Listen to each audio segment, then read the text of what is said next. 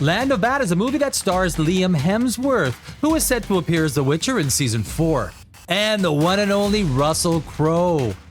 Wait, guys, do we have get the right picture? That's not the one. No, not that one. No, the newer one.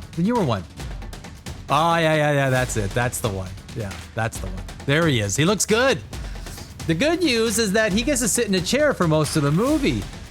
You don't want to risk losing that physique. Making movies, making songs, and floating around the world. Dude, why is this guy always beating everybody up?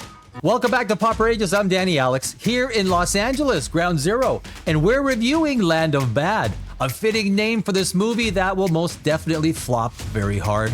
And who the hell am I? I'm an award-winning screenwriter here in Hollywood and approach every review by first analyzing the story, the screenplay, which is where 95% of all movies fail, and Land of Bad is no exception. Actually, it's a great example. Now, you may not agree with everything I have to say, my opinions on Hollywood or the current state of the culture war, and that's cool, there's nothing wrong with that. But my analysis is based on the science of story, and I simply call it the way I see it, good or bad, and I don't pull punches.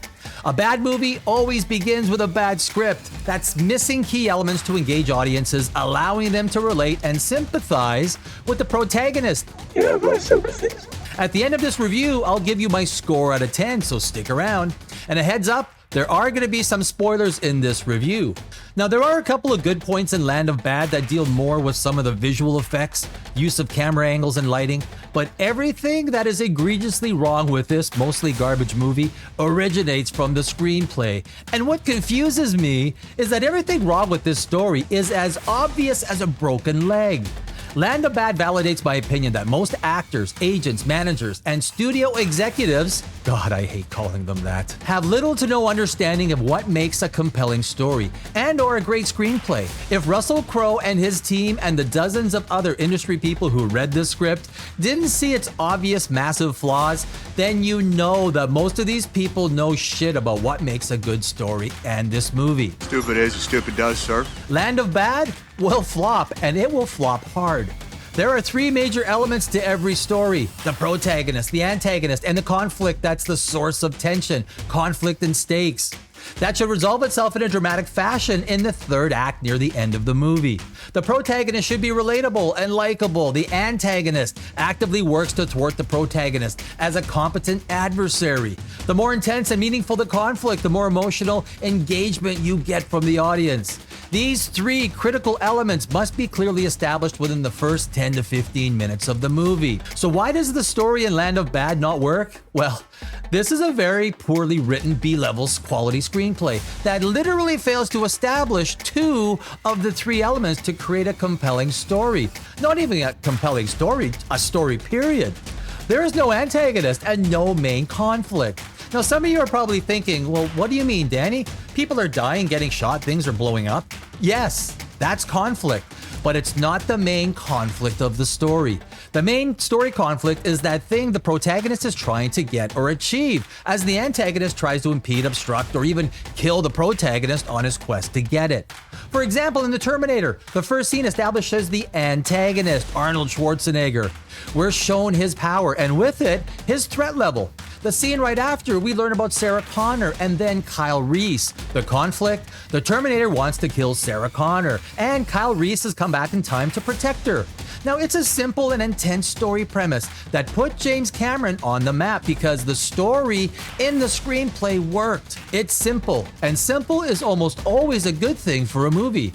No scene is wasted, and every word in the dialogue has meaning and purpose for a clear and focused story. With Land of the Bad, we literally have no identifiable antagonist that we grow to hate as the movie progresses. And because of it, there's no primary conflict in the story that our protagonist is driven by or working towards. There's nothing to cheer for. The first 30 minutes uses an overabundance of needless small talk, time wasted, that should have been used to develop the three story elements.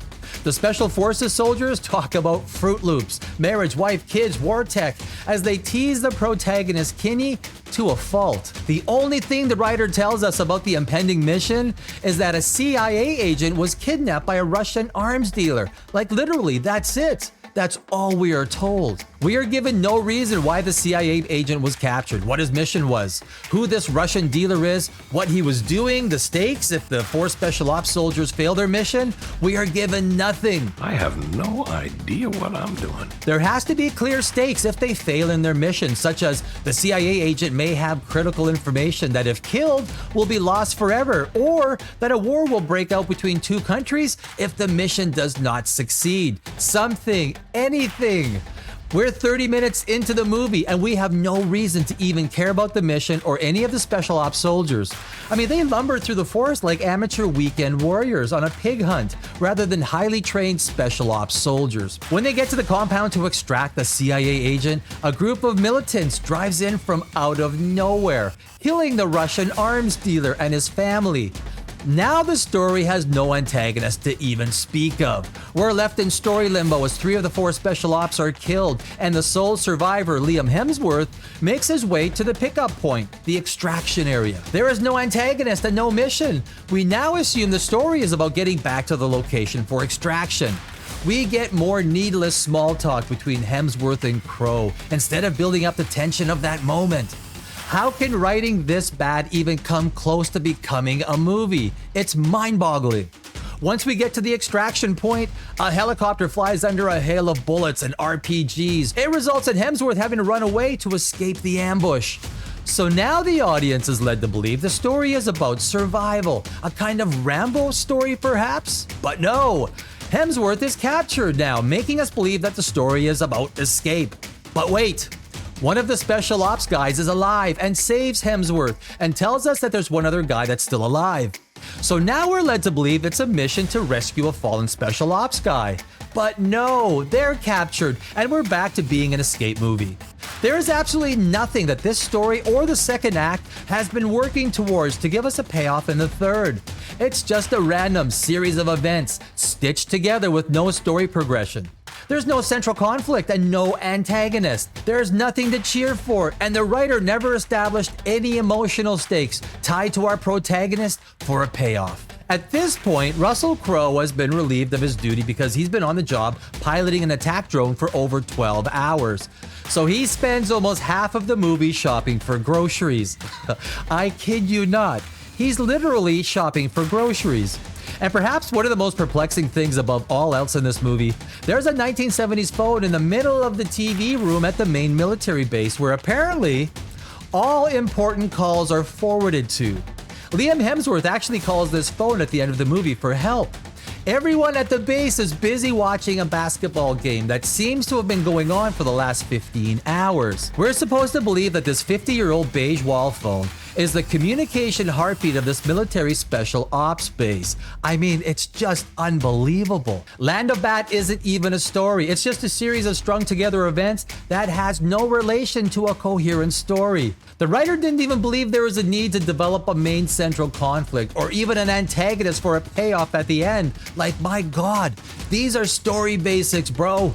How did this script even become a movie? Russell Crowe is a shadow of his former self. And if this is the way Liam Hemsworth is going to be in The Witcher on Netflix, season 4 is doomed. Well, you're just gonna stand there or you're gonna fight! Oi! Crikey, you done it now! Land of Bad is going to lose millions off of a very disappointing box office. The result of a terrible script that has no semblance of any actual story. I mean, it's amazing that so many movie industry people cannot even read a script and determine its viability. You would have to think that the very people who are involved in creating movies would have some experience in being able to read a screenplay and determine the merits of a story, if there even is one. Land of Bad is more than just bad. It's a terrible movie, and everyone involved deserves to lose the millions of dollars if they don't even have the most basic reading skills to assess the value of a screenplay. On a scale of 1 to 10, I'm giving Land of Bad a 4. A generous 4. If you like what you heard, I thank you for watching, and if you didn't like, well, I thank you all the same. And I will see you in our next video.